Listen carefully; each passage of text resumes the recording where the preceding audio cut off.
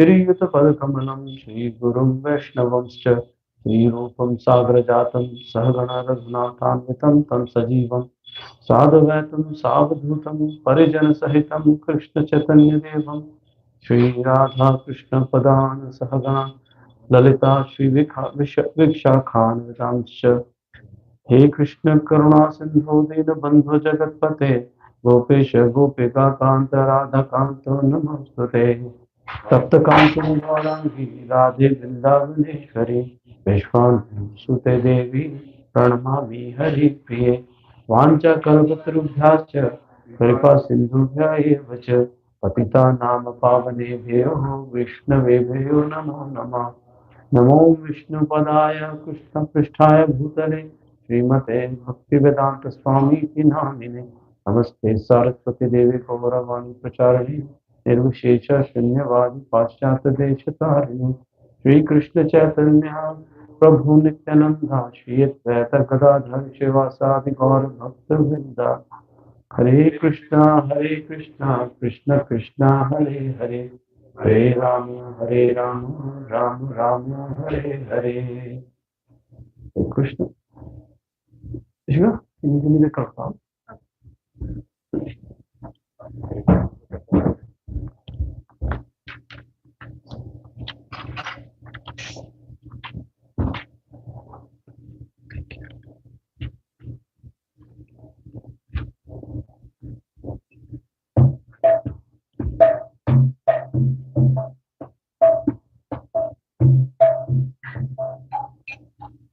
जय राधा माधवा कुंज बिहारी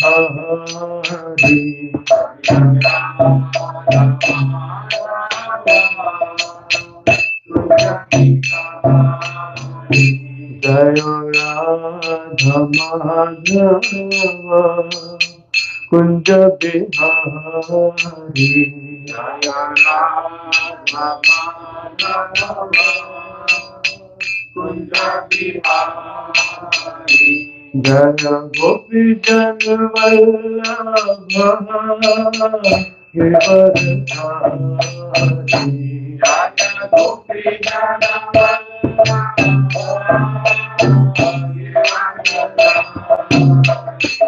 जय गोपी जन वल्लभ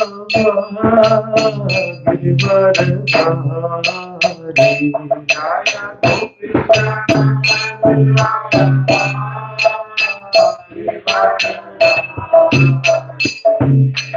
यशोदानंदन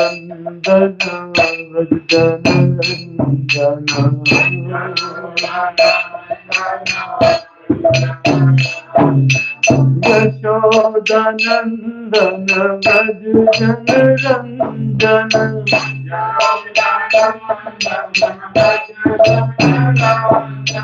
यशोदानंदन व्रज जन रंजन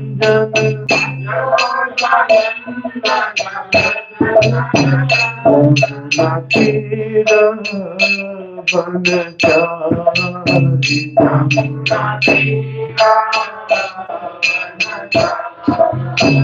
यमुना तीर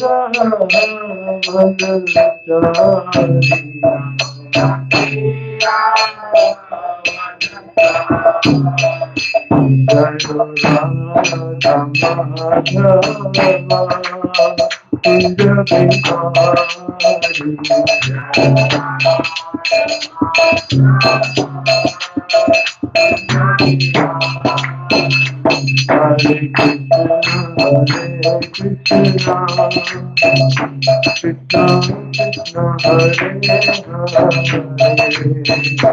Hare Ram, Hare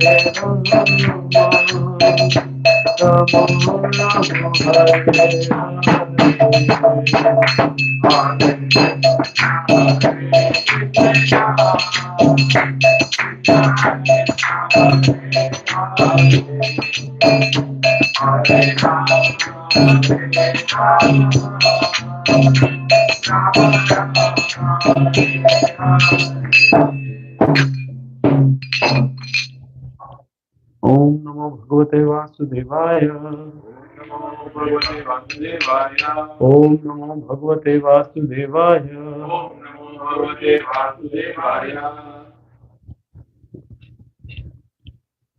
All right. So we have from I think 38 to 41, right?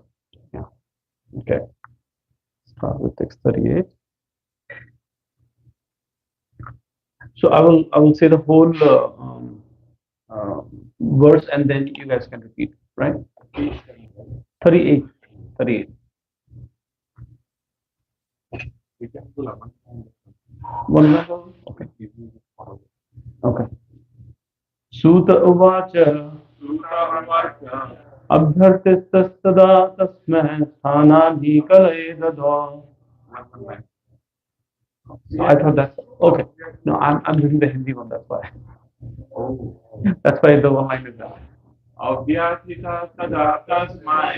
Sthanani kalaye dadha. द्यूतं पानं स्त्रियः सुन यत्र धर्मश्चतुर्विधाः.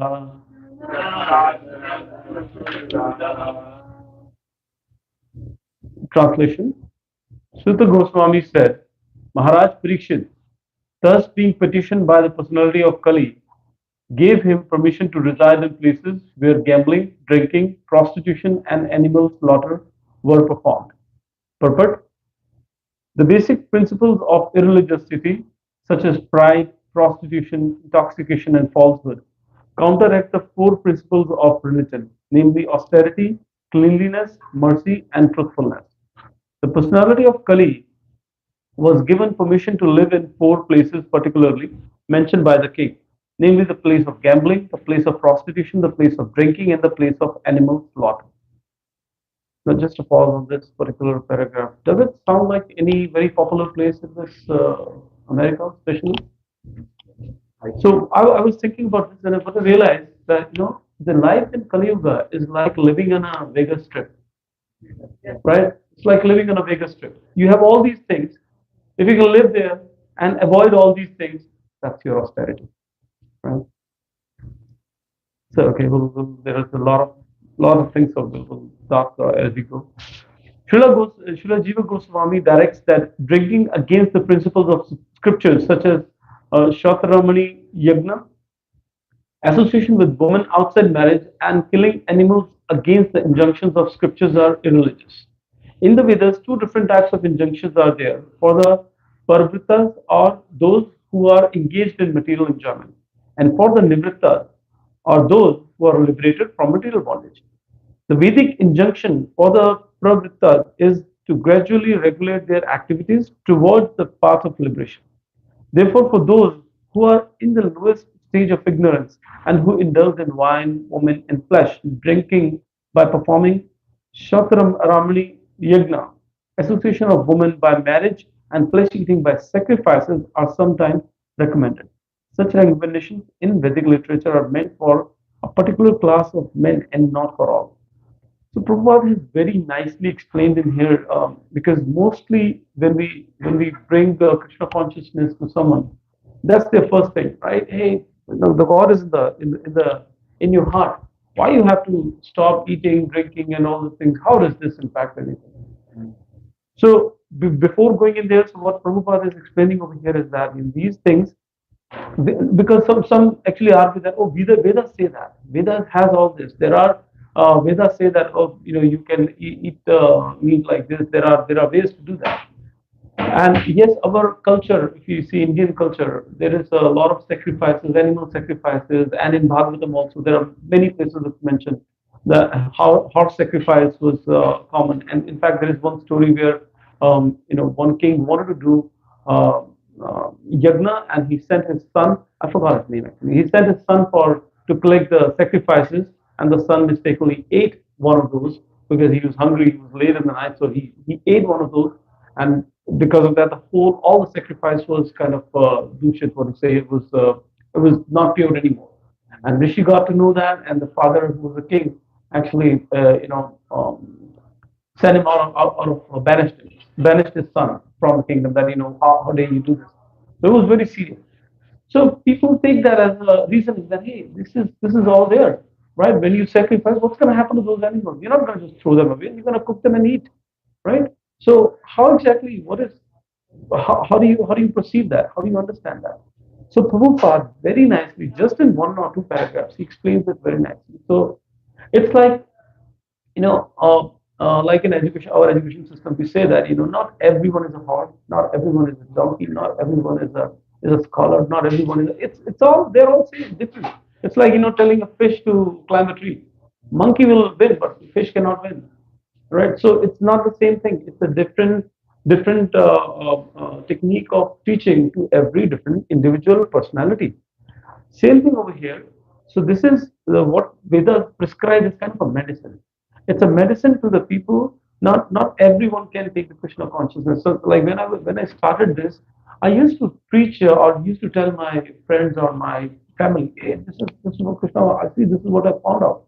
This is what it's actually because no one knows granthas and no one reads scriptures. Everyone has Bhagavad Gita, but they don't open it. They just do this puja and all every once in a year, but they don't read it. So I was actually amazed at why they're not getting it. I got it so easily. I was in the same life. I was meat eating. I was gambling. I was intoxicated and all. Why they're not getting it? I was also like watching these movies because beautiful girls, this and that, and all those things. I was there. They have done this all. Why they're not getting? I'm getting it. So slowly I got to know this is the reason because everyone is at a different consciousness level. And that consciousness, this Vedas are so elaborate, they are inclusive of everything.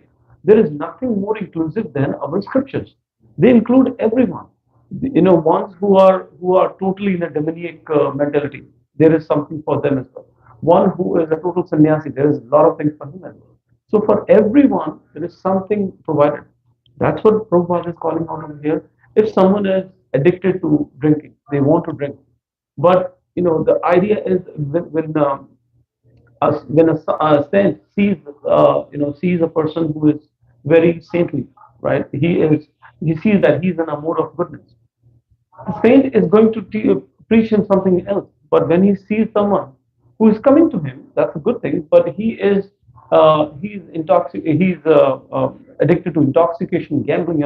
He's gonna tell him a different thing, and that's what Vedas are telling you, right? You want to eat? Yes, eat meat, but this is the way to eat because with that, when he does that, he slowly, maybe in 100 lifetimes or 1,000 lifetimes, he will come back to God.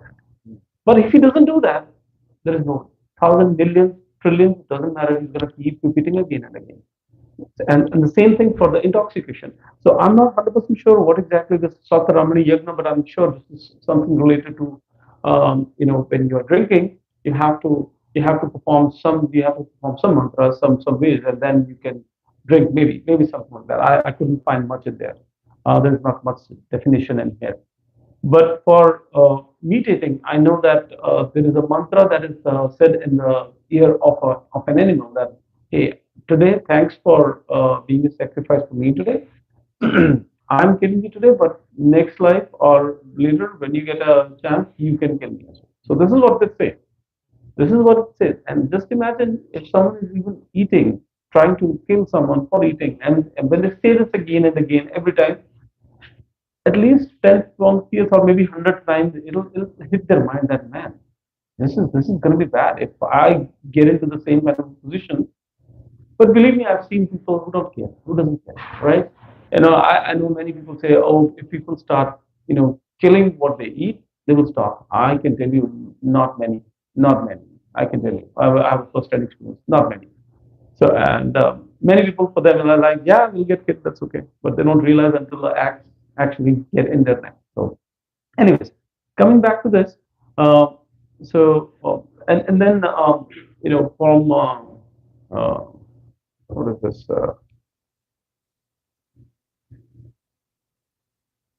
prostitution? Like now the prostitution also Vedas have this marriage is a very sanctified, and that's one of the reasons for marriages. One is of course to procreation, and also one of the reasons is that we might have heard that in the back in India, like, the guy he's too much here and there. He doesn't stay in home. He has bad habits. And marry him. So that actually is like, it's like a anchor to an animal. Wherever it goes, it's going to come back over there. So it's like that. It's a marriage for both woman and man. It's like that, and that's what Vedas are prescribing. So there are multiple reasons for everything that we do, and this is one of the reasons, and that's what Prabhupada is calling it over here. So, therefore, where exactly did I left? Sorry. Therefore, for those who are in the lowest stage of ignorance, okay, I'll start from there. Therefore, for those who are in the lowest stage of ignorance and who indulge in wine, women, and flesh, drinking by performing Sataramani Yagna, association of women by marriage, and flesh eating by sacrifices, are sometimes recommended. Such recommendations in Vedic literature are meant for a particular class of men and not for all. But because they are injunctions of Vedas or for particular types of persons, such activities by pravritas are not considered adharma. One man's food may be poison for others. Similarly, that is recommended for those in the mode of ignorance, may be poison for those in the mode of goodness. Now, Srila Jiva Goswami Prabhu therefore affirms that recommendations in the scriptures for a certain class of men are never to be considered adharma or irreligious, but such activities are factually adharma and they are never to be encouraged. The recommendations of the scriptures are not meant for the encouragement of such a dharma, but for regulating the necessary dharma gradually toward the path of dharma. Now, this is very, very important line. If you follow some of the Indian news and Indian politics, and also this is what is happening right now. They are pulling sentences from scriptures and they are trying to get a literal meaning of that. Sometimes they put from brings from Ramayana and say, oh, Tarna is it's bad for this thing, hit a woman or women should be chastised and this and that. So all those things they're pulling, they're not understanding the whole context, what exactly they're talking about. They're too, it's our scriptures are too big and too elaborate for a single line. Like you can't just read one verse and make out a meaning and say, oh, this is what exactly the meaning is, this is what the literal meaning is. That's not how it works. Just imagine if we didn't have this purport, right? Just this verse and this translation, we would have made almost 1,000 different meanings of this. But Prabhupada gave a very detailed purport and made us understand what exactly that means. And when he speaks, he's speaking about what exactly, in what context it has been said, what exactly he means, what is this chapter about, what is this book about, and then who is saying that, to whom it is saying, keeping everything in the picture, and that's when you understand the meaning. Not by just one word or one letter or one line. You can't understand the meaning. That doesn't tell the complete picture, and that's what Prabhupada is mentioning over here. That in the recommendation scriptures are not meant for encouragement of such dharma. We do not adharma. We do not. It doesn't encourage that. Hey, you do meat eating. Just chant this mantra. Yeah, go ahead, do meat eating. Do this yagna. Yeah, go ahead. Do go ahead and have a drink. Doesn't matter. And do this, and then prostitution is okay. No, that's not okay. It's not okay. It's for those who are not able to regulate, who are not able to follow the dharma path. All right, next is following in the footsteps of Maharaj Pariksit. It is the duty of all executive heads of states to see that the principles of religion, namely austerity, cleanliness, mercy, and truthfulness, are established in the state, and that the principles of irreligion, namely pride, illicit female association or prostitution, intoxication, and falsity, are checked by all means. And to make the best use of a bad bargain, the personality of Kali may be transferred to places of gambling, drinking, prostitution, and slaughterhouses. If there are any places like that, those who are addicted to these religious habits may be regulated by injunctions of the scriptures. In no circumstances should they be encouraged by any state. In other words, the state should categorically stop all sorts of gambling, drinking, prostitution, and falsity. The state which wants to eradicate corruption by majority may introduce the principles of religion in the following manner. So before we go to the following, so just Prabhupada just again summarize that all these should be done by the leaders of the society. They should implement this. Now, do you know any recent example where this actually really benefited and the whole world actually saw that, yeah, what is the benefit, man? If you don't do this, then how exactly? Anyone remember? Do you remember FIFA World Cup just recently happened? That happened in Qatar. So I'll tell you what happened. So Qatar, beer is not allowed. So if there is a FIFA World Cup is as synonymous as to a beer. So beer has to be there. But Qatar, they don't allow drinking in public. So there was no beer. There was not even a single bad accident that happened in the whole FIFA World Cup because people were not intoxicated, they were not out of their senses, they were able to control their emotions. So those things did not happen. And all these bad things they happen when it happens in other countries, European or any other countries, because gamblers they'll come, yeah, because so many people are there, they will gamble on soccer, they will gamble on anything, because when there are people are there, they're trying to have fun. For them the fun is intoxication, gambling, prostitution, and all this. But because it was in Qatar, Middle East, they were very strict about it, they did not allow it. Many were many were against it. Oh, what are they doing? This is not how the people. But in the end of the day, what they realized, that everyone in one voice said that no, this is amazing. There was hardly any incident. It was the cleanest and the safest FIFA World Cup ever. We never had something like that. So this is something that our marketing companies and capitalism, they have highlighted it this way. But when world sees the truth, it's very hard to accept, but they accept it eventually. That, they, yes, this is what happens, this is the result, and that's what they believe in the results. So yeah. So what I mean is that if our leaders, they take that, like in India as well, there's few states which are uh, this intoxication free, not intoxication free, but liquor free, alcohol free, right? And you don't see, of course, there is smuggling and all, but you don't see such problems. Like I'm from Punjab. In Punjab, I used to hear this a lot, every once in a month at least. Of someone made a alcohol which was at home and was bad poison or something, and so many people died of that. That almost every month, one way or other way, 20, 30 people, and it's not like one or two people will die. It's like 20 or 30 people will die with that. So, but that doesn't happen in such kind of states, right? So, yeah. Let's next move to the next one. So, Prabhupada is saying the state which wants to eradicate corruption by majority. I think it's yeah. I think that's that.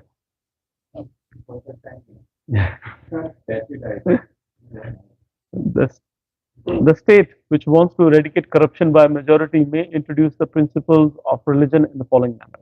First is the two compulsory fasting days in a month, if not more, which is austerity, which comes under the faction of austerity. Even from the economic point of view, such two fasting days in a month in the state will save tons of food, and the system will also act very favorably on the general health of the citizen. And Prabhupada is pointing over here towards Ekadashi, which comes twice a month, and that's the best fasting that you can do. Now again, Ekadashi fasting, it's like a multiple level of fasting. One is Nirjala, where you do not drink even water, and you remain waterless for 36 hours, waterless and foodless. And then next is you just drink water, which is Sajala, and then after that you drink water, you take fruits, and then it is sorry, not fruits. You just take juices like milk or something. Then after that is like just take fruits. And the last one, which is that it says that don't take grains. It's like a Navratri fasting. Don't take grains. Just eat this sabudana and such kind of things, but don't eat grains. Um, but even if someone doesn't do that, they say that do not eat rice. So that kind of so what we are trying to do over here is, if let's see this so much we have like 7 billion population, right? Out of 7 billion, let's say even 3 billion are doing this, and 3 billion people do not eat for 2 days in a month. Just imagine how much we're gonna save on the on this um, wastage of food and all, food grains and all. And this is what they were following, and we never heard that there was very rarely that a famine or something like this happened in there, because everyone, it's back in like 1,000, 1,500 years back, there used to be famine, but there was different reasons, so like not the food shortage. Um, I haven't heard anything in our Sanatan Dharma, in our culture where before Mughals or anyone invaded, started invading. Before that, I haven't heard that there was any famine or something which because of food shortage. Right? Could be there, but very rarely. But after the invasion happened, we have seen that a lot. We have heard there are a lot of things, a lot of places where it happened, a lot of times where it happened.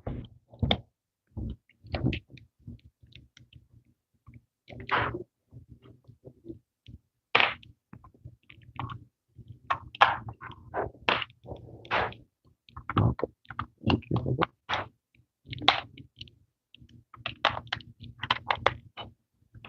Hare Krishna. Yeah. Hare Krishna.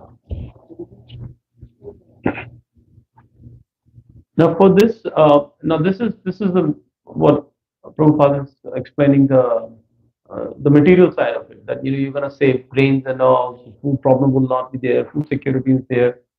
And I'll tell a couple of other things around this fasting. It was very interesting.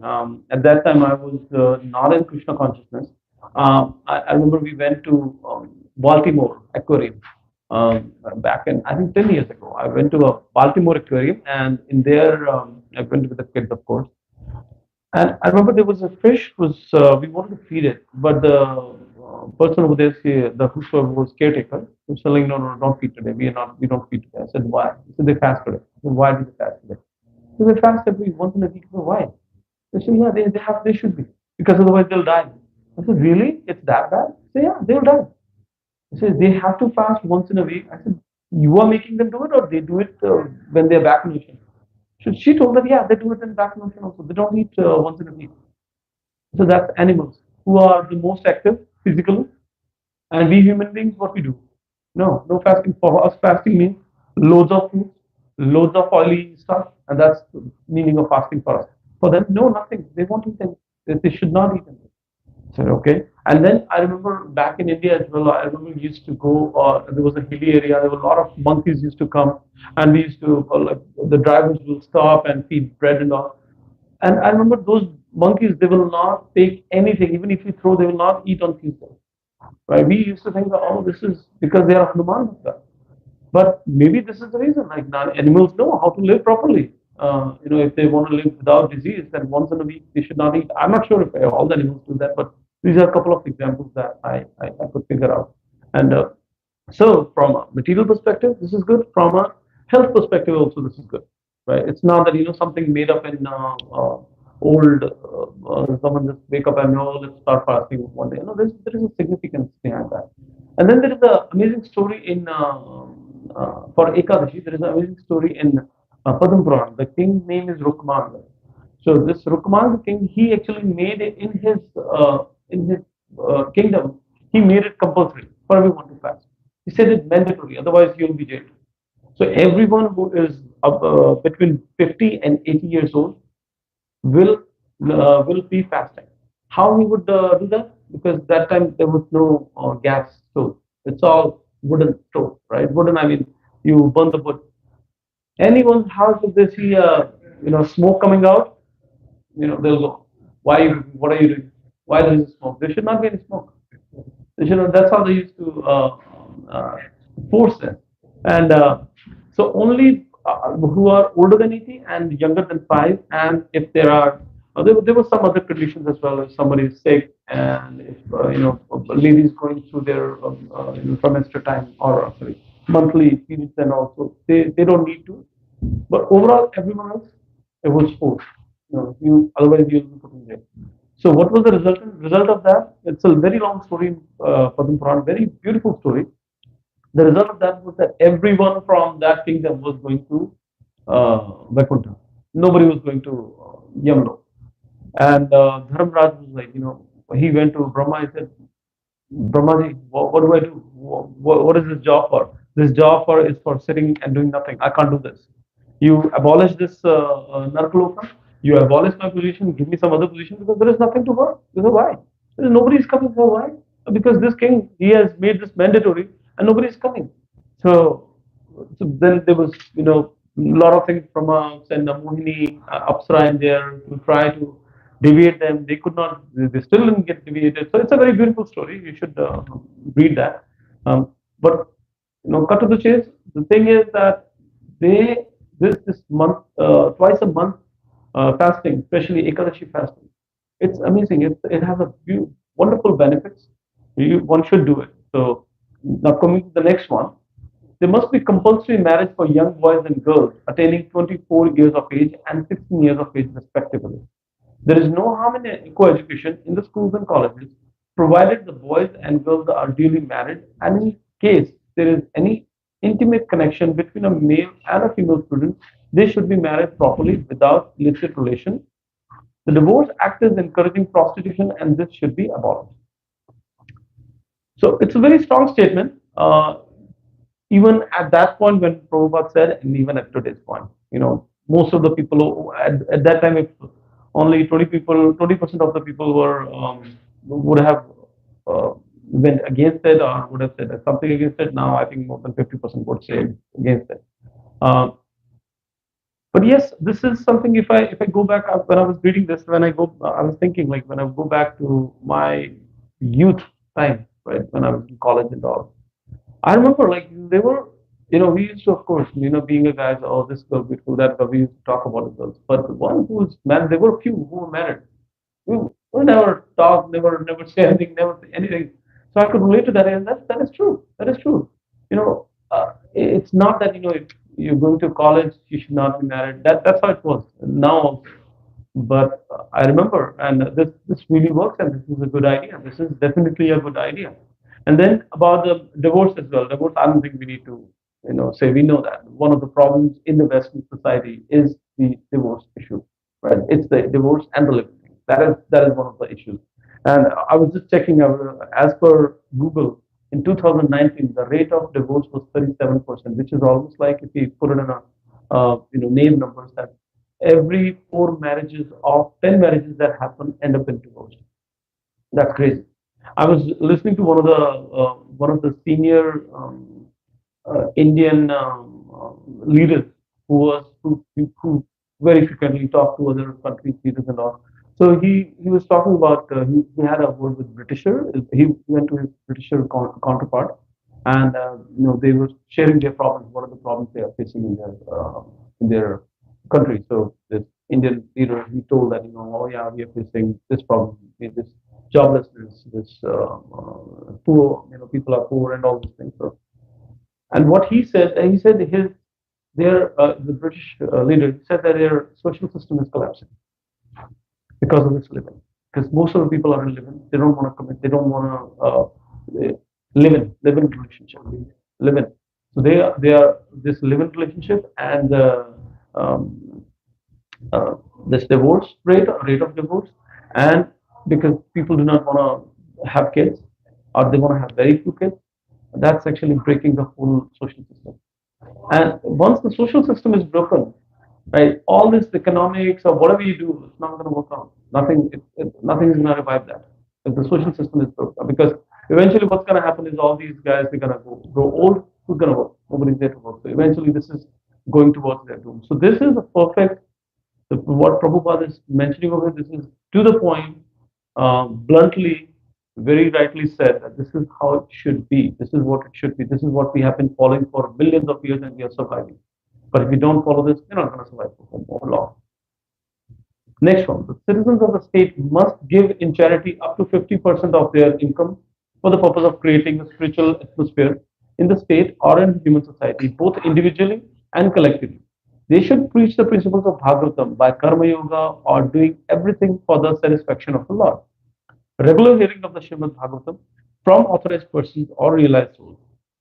Chanting of the glories of the Lord congregationally at home or at places of worship, rendering all kinds of service to Bhagavats engaged in preaching Srimad Bhagavatam, and residing in a place where the atmosphere is saturated in God consciousness. Now we can have almost like one class for each point in here, what Prabhupada mentioned. One class on each point. Now I cannot do it. Prabhu can do it. Prabhu can do it. I cannot do it. But this is Prabhupada has just you know hit the last nail in the coffin kind of. It's the whatever Prabhupada wrote in these 3 points. This is the this is this summarizes the whole problem and the solution. This is your solution. Now, if you see the third point is all about you listen to right things. You do the right things. You follow what Bhagavatam says. You read what Bhagavatam says. You serve the Bhagavatam that way. Collectively, organically, the souls will be elevated and they will go back to Godhead. That's the whole point. And the whole Vedas, every scriptures that we have, the basic point of all of those are whatever is written in there. The basic point of the point of those are to bring every soul back to Godhead. That's our all our scriptures. That's what they mean. Now let's move ahead. We don't have that much time. Gambling of all description, or even speculative business enterprise, is considered to be degrading, and when gambling is encouraged in the state, there is complete disappearance of truthfulness. Allowing young boys and girls to remain unmarried more than the above mentioned ages and licensing animal slaughterhouses of all description should be at once prohibited. The flesh eaters may be allowed to take flesh as mentioned in the scriptures and not otherwise. Intoxication of all description, even smoking cigarettes, chewing tobacco, or the drinking of tea must be prohibited. I think we touched upon each and every point in there, other than business enterprise. That nowadays, all of our savings and everything, it's all gambling. It's on stock market. What is stock market? It's gambling.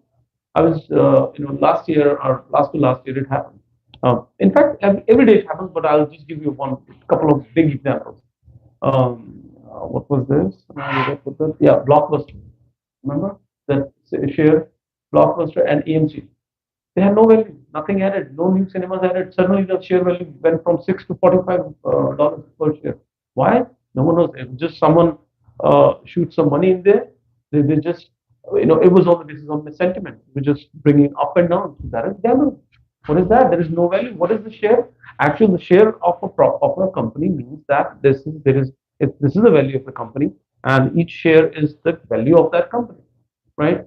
But when there is going up and down without company doing anything, that means it's all gambling, it's all speculation, right? Same thing happened to the blockbusters. Like it was $40 and suddenly it reached to $200. For what reason? It's all gambling. But our money is put in there, and this is what the Ghor Kali kind of, right? Where we have no control.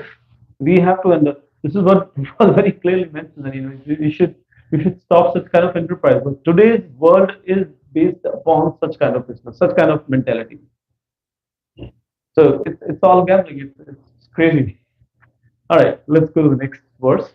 Somebody has a question about the plan, the flesh eater how to take flesh as mentioned in the scripture. Yeah. So that's what I was saying earlier, right? That flesh eaters are allowed to take flesh from the scriptures, but they have to do. There is a specific way of doing it. That's what in our culture, animal sacrifice, right? When we do animal sacrifice, there are few mantras that are chanted. Then, so mantras, one of the mantras in there. The meaning of that mantra is we say in the ear of an animal that today I'm killing you, tomorrow you can kill me as well, and that's gonna happen. That's gonna happen. So yeah, whatever you say, but that's what it is. That's what it is. So they say when you go via scripture, you do this. Eventually, your consciousness will become like that, and I mean, it will purify, and you won't go in this life, but at least in next 100 life. But if you don't eat this way, maybe in millions of the life, you won't go back. If you do it in a this way, even intoxication also it was said that there is some yajna, you do that yajna, and then you drink. Then in that patient, what happens is that eventually your consciousness is elevated, and in 10, 15, 20, 30, 100 lifetimes you go back. So for intoxication, we are saying that it's prohibited. Yes, But flesh it is also prohibited. It's also prohibited. That's what Prabhupada said earlier, that it's not. It is a dharma. We are not regulating that. But what there are few people who just cannot live without it. They are so addicted. For them, we are giving a chance. Right? Vedas is giving, not we, but Vedas are giving a chance that you eat with this way. This is the method to kill and to eat. That way, eventually, you will come back. Right? We'll touch upon this one. I'm running a little short on time, so I'll touch on. We'll talk about this. Here in the purport, in the previous paragraph, it is the recommendations in the scripture are not meant for the encouragement of Padma, but regulations are necessary for Padma gradually towards the path. Yeah. So if that is somebody has a urge to keep to drink intoxication or alcohol, then better to okay, if you want to do it, you permit. You cannot simply use sense satisfaction. Sense satisfaction you just take, don't give, right? You everything for you. But when you are sacrificed by yajna, that means you have to pay for it in a spiritual way, and then you can come. So when somebody does that, over the period of time, they will come to that this is so wrong, and they will take you.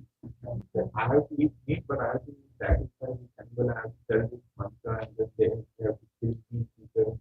Okay, today I want to control, let me do it. And after once you have to go to without anything, naturally, it's so wrong. The heart is over the Yeah. period of time, gradually. So Yeah. Very nicely said. Thank you. another question we got on YouTube. Okay. So Do you want to take that in the end or do you want to? Well, it's in the context of this purpose, Okay. so we'll just quickly discuss that. So, it talked about Divorce Act, right? So, Naeem Prabhu is asking, does abolishing the Divorce Act mean that there is no situation where divorce should occur?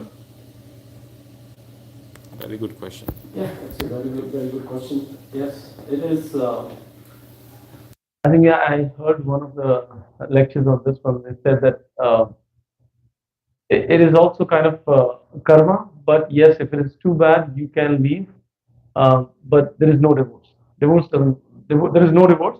But yeah, you can leave. You can live separately, and there are ashrams where you can live. I think I was listening to Amoghila Prabhu, Lalguru Prabhu, one of his lectures. He was saying that you can live separately, but divorce is because in in Sanatana Dharma, you are bound by those mantras and all. You cannot break them. They are not breakable. They are not meant like that. You cannot just sign on a paper and say, "Yeah, you're done. You're not married anymore." No, you're still married. You live apart. It's okay, but you're still married. You can live separately if that's a worst case scenario. That's what I understand. Yeah. The divorce act in most countries, especially in the West, encouraging people living singly and engaging in more kinds of sinful activities. You know, when it's a demoniac act, actually, divorce act, especially that encourages women to leave their homes willfully, it's so bad. But in the scripture, there's no provision for divorce. In the scriptures, no provision for divorce. But certain circumstances, people can live separately. Not getting married again. Yes. Can live separately. That also encourages people to try to build their homes, not to separate. Because you cannot live on your own without getting married. Then you try to manage and try to repair and fix up whatever problem that you have in the home, in the family. Because if people separate, it affects not only the two people, but other people also affected. The children are affected, some other people who are involved also affected in the divorce situation. So, ideally, people should try as much as possible to live in the normal family life, unless by act of devotion one lives at home, retaining sannyas or whatever. That is allowed because official ones can separate in that sense. But ordinarily, other by so many developed reasons people try to separate. And then generally in the modern time they're encouraging that. Any little thing, so people don't have patience, they don't have perseverance, they don't have talk of very human qualities. Every little thing they just even do little thing they say I don't like. Because a woman in America can tell you I don't want to marry again, that's all. It doesn't really have any serious reason to say I want to divorce. You can say, I'm no longer interested in this marriage. And that's it. So like that is so terrible. It destroys the family. And instead of government to try to fix that in America, they're encouraging even same-sex marriage. That will destroy completely the family system. And then like that, they're creating a demoniac environment. And then they're going to pay for it very soon. Absolutely. They're already, as I said earlier, like, the family, now the leaders are seeing that. Now the leaders are seeing that the whole social system is collapsing because of such things that will collapse. So, well, Kaliyuga is coming. All right. Also, one more point I want to Yes. So on the same, Prabhu, please. Prabhupada made such a brilliant point. Yes.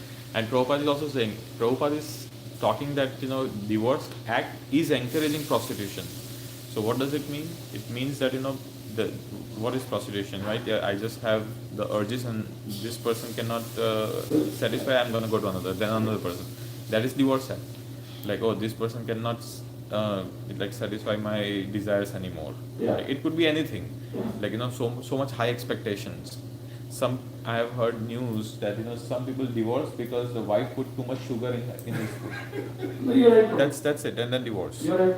So it's all because of bodily platform, like It's the all relationship at the level of body. Right. And same thing happened in devotees also. Prabhupada, as a sannyasi, traditionally a sannyasi never performs the marriage ceremony. But Prabhupada, he did in the beginning of the ISKCON days. And Srila Prabhupada it was like, in the beginning days, new devotees, without knowing each other, they would get married and Prabhupada would get them married. Because Brahmachari said, oh, we cannot, now, we want to get married. So Prabhupada said, okay, let's get you guys married. So Prabhupada had this marriages performed, and the marriages started breaking. Yeah. The first ISKCON marriage that broke, Prabhupada started crying. Prabhupada said, this is not Vedic. Our whole Krishna consciousness is based on the Vedic principles. And this is not, Prabhupada and he wrote this letter. Please don't separate, don't get divorced.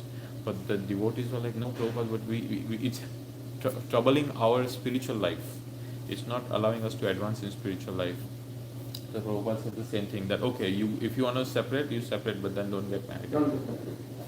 So now you give your full life to Krishna. You experienced Grihastha, now you give full life to Krishna and you spread this movement. So after, if somebody is divorced or even a spouse dies, that's probably a sign. One can take it as a sign that okay, now Krishna wants me to fully surrender to him. True. Right. So we will try to complete the next one. I think Yeah. we have touched Almost all the points. Okay, next one. 639. Directly? Okay. The translation for 639. The personality of Kali asked for something more, and because of his begging, the king gave him permission to live where there is gold, because wherever there is gold, there is also falsity, intoxication, lust, envy, and enmity. Although Maharaja Pariksit, although Maharaja Pariksit gave Kali permission to live in 4 places, it was very difficult for him to find the places because during the reign of Maharaj Pariksit, there were no such places. That's very interesting. Therefore, Kali asked the king to give him something practical which could be utilized for his nefarious purposes. Maharaj Pariksit thus gave him permission to live in a place where there is gold, because wherever there is gold, there are all the above mentioned 4 things, and over and above them, there is enmity also. So the personality of Kali became gold standardized. According to Srimad Bhagavatam, gold encourages falsity, intoxication, prostitution, envy, and envy. Even a gold standard exchange and currency is bad. Gold standard currency is based on falsehood because currency is not on a par with this of gold. The basic principle is falsity because currency notes are issued in value beyond that of the actual gold. This artificial inflation of currency by the authorities encourages prostitution of the state economy. The price of commodities become artificially inflated because of bad money or artificial currency notes. Bad money drives away good money. Instead of paper currency, actual gold coins should be used for exchange, and this will stop prostitution of gold. Gold ornaments for women may be allowed by control, not by quality, but by quantity. This will discourage lust, envy, and enmity. When there is actual gold currency in the form of coin, when it comes to gold in producing falsity, prostitution, etc., will automatically cease. There will be no need of an anti-corruption ministry for another term of prostitution and falsity of purpose. So I'll just quickly summarize that Prabhupada actually 40 years back he understood what we are understanding now. I was just going through one of the shots. I'm not sure if that is true or not. So, but yeah, well, I think no, not from Prabhupada, but there was another shot which I saw, which I'm not sure if that is true. But here's the thing: US has no. I mean, it makes sense. I mean, share. Why I'm saying I want to share is that that's how the world works. So US has don't know how many trillion of debt. How are they going to repay that? They'll just print the money. But if the South Africa has the same debt, they cannot print money. So their debt is in dollars. They have to own that, but US will just print it. You getting what? So this is so when Prabhupada says it's currency notes, these are the authorities they are artificially inflated, and this is yeah. So that's what the Prabhupada actually when I was reading through that, it just struck me when I said, yeah, that's true. Prabhupada understood that 50 years back that this is what's going to happen, and that's what is happening now, right? Whosoever is in control is actually running the show. So it has no value. If you say factually, it has no value. It's just a paper. All right. So I'll go to the next one. Text 40, translation. This is the personality of Kali. By the directions of Maharaj Pariksit, the son of Uttara was allowed to live in those five places. Thus the age of Kali began with gold standardization, and therefore falsity, intoxication, animal slaughter, and prostitution are rampant all over the world. And the saner section is eager to drive out corruption. The counteracting process is suggested above, and everyone can take advantage of the suggestion. So this is in relation to what was said earlier. Text 41 translation.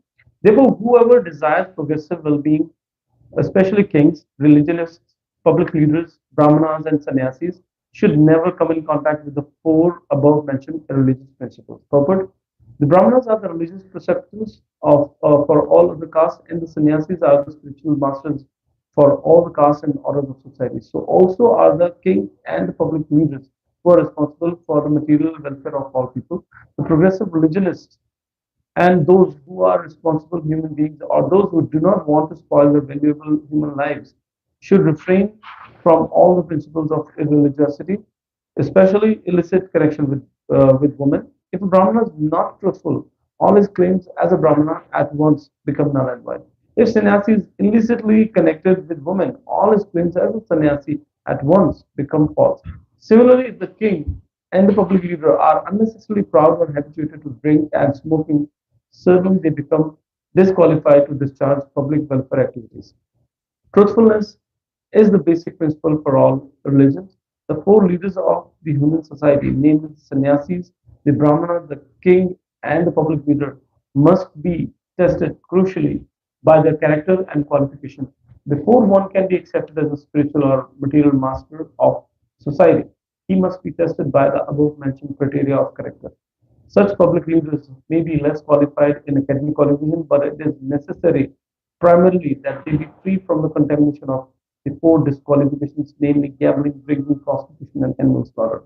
Now, Prabhupada summarizes this with saying that this is not about only our Krishna consciousness, right? Krishna consciousness has these regulative principles, but if even a material person follows these regulative principles, the whole society will benefit a lot.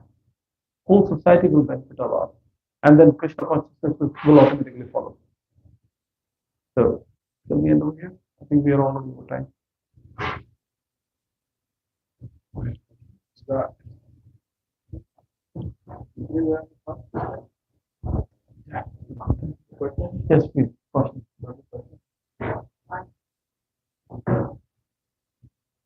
I had one point about the gold. Yeah, please. Not just, of course, physical gold is also what Prabhupada is saying, but also in many other places, devotees have explained that gold also means over and over of material possessions. Like, that mentality also comes, like too much money, so same things will follow. Right? And that's why a lot of devotees, they don't own gold, because physical gold itself also is very it corrupts the mind very quickly. Yeah. So exactly, yeah. So that's why you see devotees generally they are like just clothes and tulsi mala, right? And all good to go. So it's very fascinating, how devotees practice things. Right. But we usually buy because of investment, right? Everything happen in future, right? But that's what it follows with that. Even if it is still sitting there, it's Yeah, You're right. Everything can That's what Mataji was saying. Like, it's a in this in the age of Kali Yuga, it's very difficult because our investments are in a gambling area. Our investments, all our investment, like 401ks and all. What is that? That's gambling. That's gambling, right? And the gold future-wise also. Who has seen the future? That's, but we think about our kids, right? Education and everything because So of that's, that. that's another discussion. So we think that we are making kids' future. I've seen many kids where the parents were like billionaires, millionaires, or at least had a good amount of money, but kids couldn't taste any of that because it was not in their karma. If the kids have their karma, and you must have seen this many times. Whenever a kid comes in this life, and let's say my kids come in my life, every time they bring something of their for their own. Right, my salary increases or the promotion or something happens, one or the other thing happens. So it says that we say that so this is kid is bringing his own thing, and that is true. Like they have their own karmas, so they are going to bring it. What doesn't matter how many millions or trillions of dollars you collect for them, if they are not supposed to have them, they will not have them. Come what may. And there are multiple examples of that. There are a huge number of examples of that. So here one more to your point, not just investment, but Prabhupada is saying gold ornaments for women may be allowed, and that also by the control of quantity, not by quality. Like because Prabhupada, I think he said in some places that It says in the same. he says, but he says that that for women it is just to keep okay, the husband is not going and seeing other women or things like that. So that's why he says okay, if women or wife wants to decorate for the husband, then it's allowed. But if that's again griha medi mentality, that okay, I'm gonna attract the other person on the basis of his material possessions. But for grihastha, it's like the center is Krishna. We all are trying to please Krishna, not each other, right? Then all this decoration, ornaments, it all falls off. Right? See Rasik Krishna Prabhu, like so simple but so attractive. ग्रंथराज Shrimad Bhagavatam की जय, श्रीला प्रभुपाद की जय। हरि बोल।